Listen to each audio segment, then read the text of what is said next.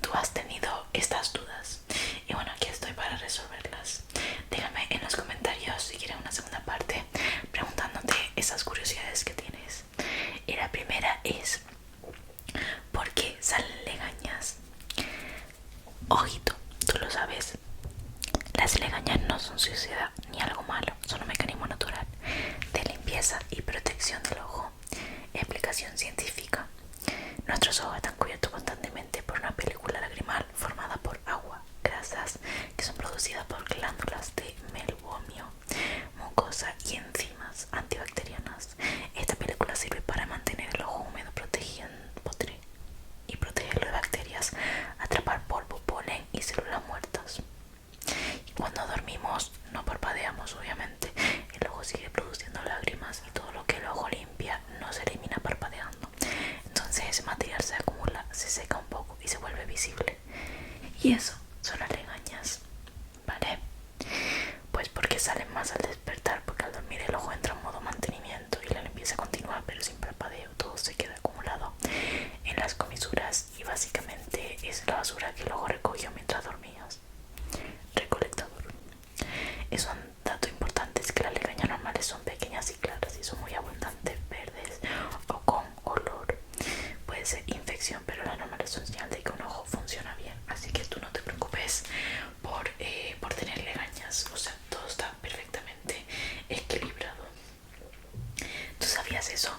Déjame en los comentarios de todas las que digo cuál es la que tú sabías.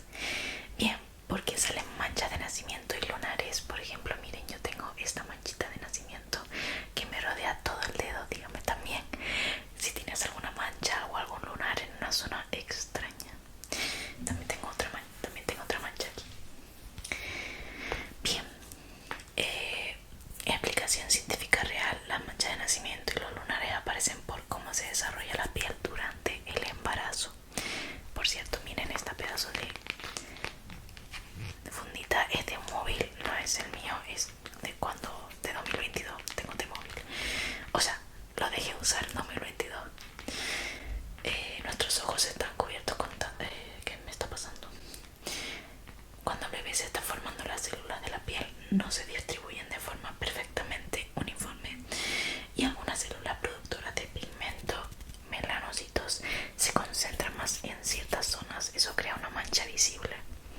No es un golpe ni algo que pasó al nacer, sucede antes de nacer dentro del útero. No supiste ni nacer bien. No, hombre, es broma. Tipos principales, tipos de mancha de nacimiento: manchas pigmentadas son marrones, negras o azuladas. Incluyen muchos lunares, se deben a la acumulación de megma, no broma, de melanina. Manchas vasculares rosos, lo típico que se llaman rosáceas, son rosadas, rojas o violáceas. Son pequeños grupos de vasos sanguíneos, por ejemplo pino de Oporto o mancha de salmón. No tengo ni idea de lo que es eso, pero bueno, lo pondré por aquí. Porque cada persona tiene en sitios distintos, porque el desarrollo embrionario no es simétrico al 100%. ¿No? Somos humanos, tranquilas.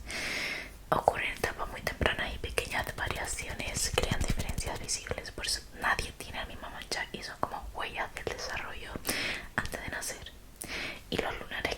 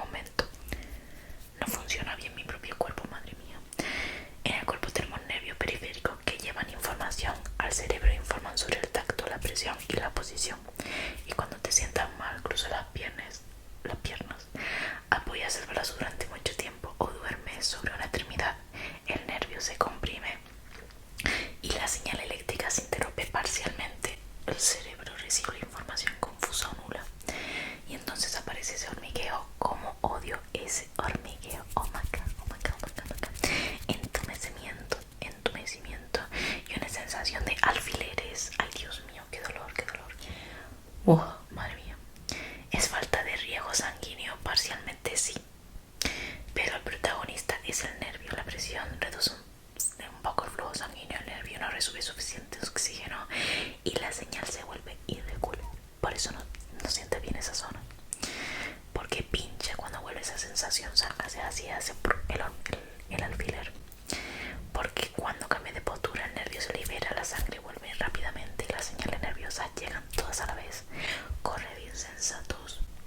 Dato curioso, el cerebro no sabe exactamente qué está pasando. Actualízate, ubicaína. Solo recibe señales caóticas, por eso la sensación es tan rara. Bien, ¿por qué bostezamos? Espero que tú bosteces con mis ASMRs y te duermas al acto. Curiosidad número 4. Durante mucho tiempo se creyó que bostezamos por falta de oxígeno, pero eso no es del todo cierto.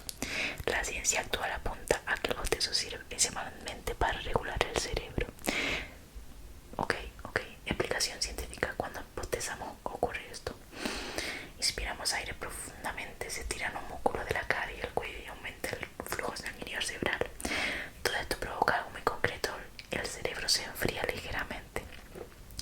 Y un cerebro más fresco funciona mejor, está más alerta y procesa información con más claridad. Por eso bostezamos más cuando tenemos sueño,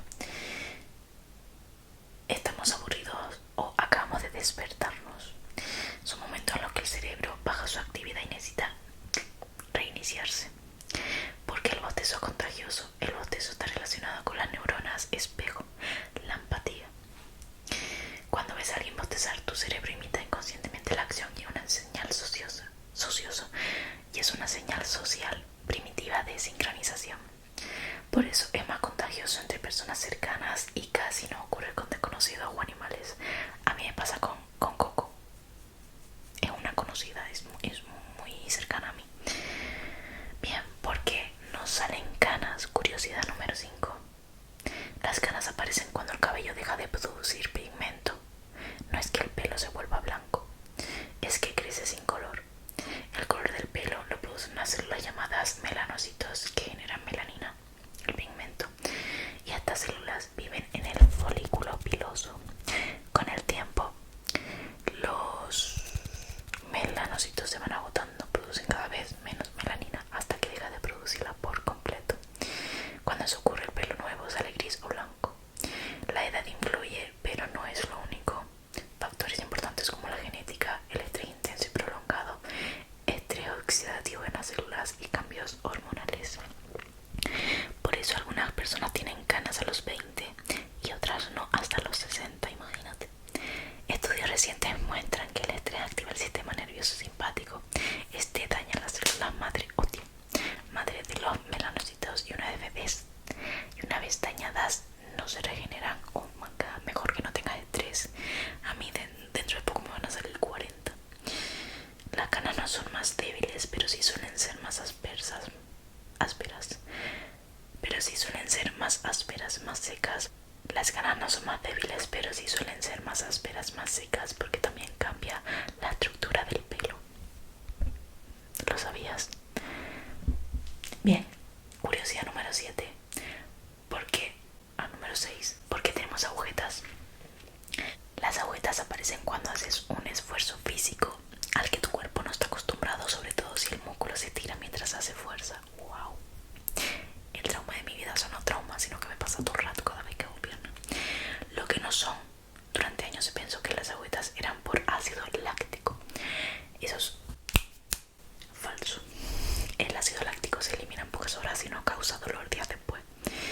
Explicación científica real es que las agujetas se llaman en ciencia dolor muscular de aperización tardía.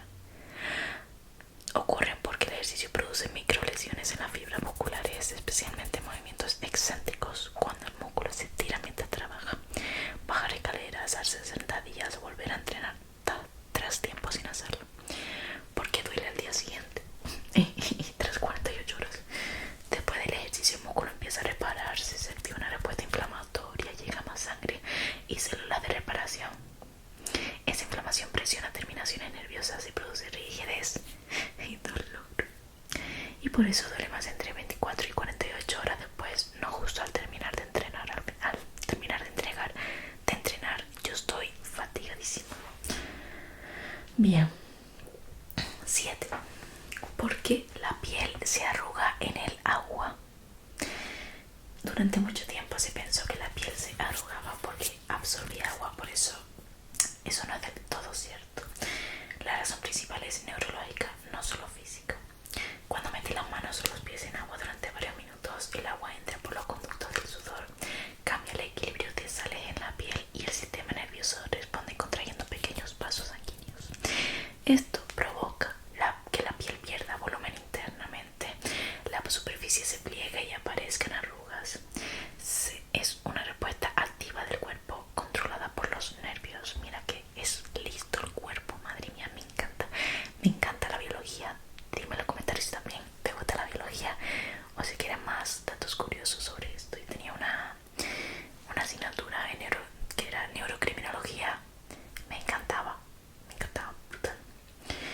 Si los nervios de los dedos están dañados, la piel no se arruga en el agua. Esto demuestra que no son hinchazón y el cerebro participa. ¿Y para qué sirve? ¿Por qué hace el cuerpo esto? Las arrugas mejoran el agarre en superficies mojadas. Funciona como canales, surcos y drenaje del agua, igual que las ruedas de un coche bajo la lluvia. Es una adaptación evolutiva, pero es que madre mía, pero qué pedazo. ¿Qué somos? ¿Qué somos? Megamind. ¿Por qué son las manos y pies? Porque son zonas de contacto importantes para sujetar y ricas en terminaciones nerviosas. Vale, ¿están preparados? Porque esta es una de mis mejores, de las que más me gustan, que es un déjà vu. Un déjà vu es la sensación de que ya has vivido una sensación, aunque sabes racionalmente que es la primera vez que ocurre y no es un recuerdo real. Es una ilusión de familiaridad. ¿Por qué ocurren? La explicación más aceptada hoy es que se trata de un pequeño desajuste temporal en el cerebro. ¿Cómo funciona normalmente la memoria? El cerebro procesa la información por dos vías. Una rápida, sensación de esto me suena familiar, y una lenta, memoria consciente y detallada, y normalmente van sincronizadas. ¿Y qué pasa en un déjà vu? Pues cuando durante un instante la señal de familiaridad se activa antes de tiempo y el cerebro interpreta el presente como si fuera un recuerdo. Madre mía, madre mía. Entonces ocurre que sientes que ya pasó, pero no puedes recordar cuándo, ni dónde, ni cómo, porque nunca pasó. Otra teoría complementaria es que a veces el cerebro registra una escena dos veces con milisegundos de diferencia, y la segunda vez parece un recuerdo, aunque sea el presente de inmediato. Rayada que te cagas. ¿Y por qué son tan comunes? Los déjà vu ocurren más en personas jóvenes, personas con buena memoria, momentos de cansancio o estrés o situaciones nuevas, pero parecidas a otras. Los déjà vu son normales, no significan nada sobrenatural y no indican problemas mentales. Si fuera por eso, yo ya estaría en un psiquiátrico. Me pasan muy a menudo. Bueno, me ven cambiada, ¿verdad? Y es porque, en efecto, es otro día. La cámara dijo hasta luego por un par de horas y no sabía por qué. Y bueno, estamos hasta en otra semana casi. Así que vamos a seguir por donde lo dejábamos, que creo que era la pregunta, la curiosidad número 9. Que era, antes era el del déjà vu. O sea, no me he visto el vídeo, pero creo que nos quedamos ahí. La curiosidad número 9 es: ¿por qué de pequeños soñábamos con cosas enormes, cosas diminutas? Se me apagó la pantalla. ¿Qué está pasando aquí? No quieren que grabe el vídeo, tío. ¿Qué está pasando? Pero si lo estaba leyendo, no entiendo nada. Se llama síndrome de Alicia en el País de las Maravillas. Eso que recuerdas no es imaginación compartida ni casualidad, tiene nombre. Aunque suene poético, es un fenómeno neurológico. Actualización de software. Lorena, ¿qué está pasando? Es un fenómeno neurológico real. Ocurre sobre todo en la infancia durante fiebre, con infecciones o justo antes, después de dormir o al despertar. ¿Qué pasa en el cerebro? La fiebre altera temporalmente una zona del cerebro llamada lóbulo parietal, que es la encargada de interpretar el tamaño, distancia, forma y proporción. Yo lo he soñado bastantes veces. Yo me acuerdo de estar en la cama de mi madre malísima de pequeña y soñar con esas cosas que me perturbaba muchísimo. O sea, tenía mucho miedo porque soñaba muchas veces eso. La bola se hacía más grande, más se llama pequeña, tal, no sé qué, cuadrados, dimensiones, una loquera que te cagas. ¿Por qué pasa más con fiebre? Porque la fiebre aumenta la actividad neuronal, cambia la forma en que las neuronas se comunican y reduce el control racional. El cerebro infantil además es más plástico, más imaginativo y menos filtrado. Por eso esas sensaciones eran tan vívidas y raras. ¿Era un sueño o estabas despierto? No estabas completamente dormido, tampoco completamente despierto. Es un estado llamado estado hipnagógico. Por eso lo recuerdas tan claro, pero no como un sueño normal. Es que era lo que era. Y porque muchos recuerdan lo mismo. El cerebro humano se desarrolla de forma parecida, las zonas afectadas son las mismas. La fiebre provoca efectos similares. No es un recuerdo inventado, es una experiencia neurológica compartida. El cerebro adulto ya filtra mejor estas distorsiones. Es una locura, es una locura. Bien, vamos a la próxima curiosidad, y es cómo se forman los idiomas. Todas estas preguntas me las inventé, o sea, no me las inventé yo, sino que me surgieron a mí. Los idiomas surgieron gradualmente, no apareció una lengua de golpe, sino que evolucionó con la comunicación humana. Los humanos modernos, los Homo sapiens, aparecieron hace unos 300.000 años. Las pruebas arqueológicas y genéticas sugieren que el lenguaje hablado pudo existir hace al menos 100.000 años, aunque de forma muy básica. Yo amo Laura. ¿Por qué Laura? No lo sé. Inicialmente era un conjunto de sonidos y gestos para coordinar caza, advertir peligros y expresar emociones. Vale. Con el tiempo, los sonidos se combinaban con patrones, surgen palabras y reglas gramaticales básicas. Evolucionó la capacidad para atraer ideas, narrar historias y transmitir cultura. ¿Y por qué no hubo un idioma universal desde el principio, no? Por varias razones biológicas, sociales y geográficas. Distancia y aislamiento, grupos humanos separados desarrollando palabras distintas para lo mismo. Ejemplo, la misma idea de agua tiene cientos de formas distintas en lenguas primitivas. Adaptación cultural, las palabras reflejaban el entorno local. Nombres de plantas, animales y herramientas eran específicos en cada región. Y evolución gradual, la lengua cambia con cada generación y ninguna lengua permanece estática durante miles de años. Por eso la diversidad lingüística es natural y no un accidente. Vale, ¿y cuál fue la primera lengua? Esto no se sabe con certeza, pero la ciencia ofrece hipótesis protolengua a los lingüistas que una lengua ancestral llamada protomundo o protohumano. Nunca se registró por escrito, existió hace 50.000, 100.000 años y sus descendientes son todas las lenguas actuales. Las primeras lenguas escritas se llama sumerio, 3100 a.C. en Mesopotamia. Luego está el egipcio antiguo, 300.000 a.C., el chino antiguo, 1250 a.C. Y estos textos no representan la primera lengua hablada, solo la primera que se escribió. ¿Cuál será la lengua del futuro? Esto también tiene base científica y empírica. La globalización ha dado fuerza a algunos idiomas como el inglés, que es dominante en ciencia, tecnología y en negocios, y el mandarín, más habitantes nativos. Se espera que muchos idiomas minoritarios desaparezcan en los próximos 100, 200 años. Los idiomas híbridos y pidgins, ¿qué es eso? Mezcla de lenguas, podrían surgir en comunidades multiculturales. No habrá una lengua cultural obligatoria ni universal, pero los demás, los idiomas más útiles y globales dominarán la comunicación internacional. Wow, importantes. Vale, última, creo que es la última. ¿Qué pasa en un cuerpo cuando morimos? Importante, Dios mío. Espero que les esté gustando mucho estas curiosidades. Yo estoy aprendiendo bastante. Porque la cosa es que yo lo escribí y tal, lo puse, pero no le eché mucho el vistazo para aprender juntos.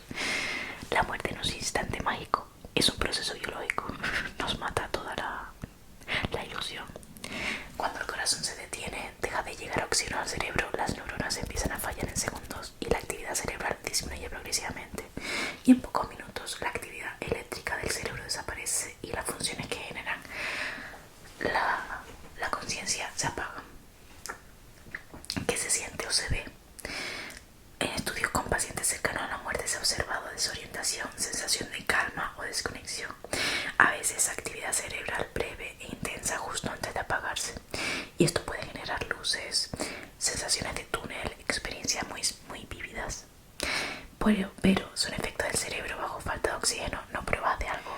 Experiencias cercanas a la muerte. Muchas personas cuentan ver una luz, sentir paz o salir del cuerpo. La ciencia lo aplica como activación anómala de áreas visuales, liberación de neurotransmisores y cambios extremos en percepción y memoria. Es real lo de... Es que yo le pregunté, yo me cuestioné lo de ¿ves tu vida pasar en 7 minutos antes de morir y tal? Pues bueno, pues lo pregunté y me pone, no hay evidencia científica de que exista ese tiempo exacto ni una película completa de tu vida, pero si hay algo real, en situaciones extremas el cerebro puede activar recuerdos rápidamente y la percepción del tiempo se distorsiona. Todo puede sentirse o más lento o más intenso. Pero por eso hay algunas personas que sienten que mucho pasó en poco tiempo. La pregunta del millón: ¿a dónde vamos después? Yo esa pregunta de pequeña me sigo replanteando, tipo, es que ¿qué hacemos después? Dime en los comentarios qué piensas. Me encantaría saber tu opinión, porque yo pienso que después de la muerte, yo pensaba, de pequeña, hombre, pensaba que, bueno, pues alguien, o en nuestra vida cotidiana, alguien a través de nuestros ojos estaba viendo como una televisión, un gigante estaba viendo siempre lo que veía yo, y le estaba como cambiando los canales y tal, y siempre estaba viendo lo que yo estaba viendo. Entonces yo tenía que entretener al gigante, o sea, era una locura de mi cabeza de pequeña. Y bueno, pues ahora es como, es que ahora pienso lo mismo, pero no durante la vida, sino no siento nada, apago la tele y a dónde me voy. Es que es una locura. Yo espero que duerman después de esto, que no se estén replanteando esto, para eso estoy yo. No hay evidencia verificable de una experiencia consciente después de la muerte cerebral, obviamente. Cuando el cerebro deja de funcionar, no hay percepción ni pensamiento, o sea, básicamente es como antes de nacer. No te acuerdas, ¿verdad? Pues ya está. Es que no hay experiencia subjetiva medible. Lo que ocurre después entra en creencias personales, filosofía y religión, pero no en ciencia comprobada. No hacemos nada porque hacer si implica conciencia, y la conciencia depende del cerebro activo. Bueno, lo que pone es parecido antes de nacer o a un sueño profundo sin sueño. No se experimente como oscuridad, porque para percibir oscuridad necesitas estar consciente. Así que esta es mi conclusión. Espero que les haya gustado este vídeo, que les guste mi lectura susurrada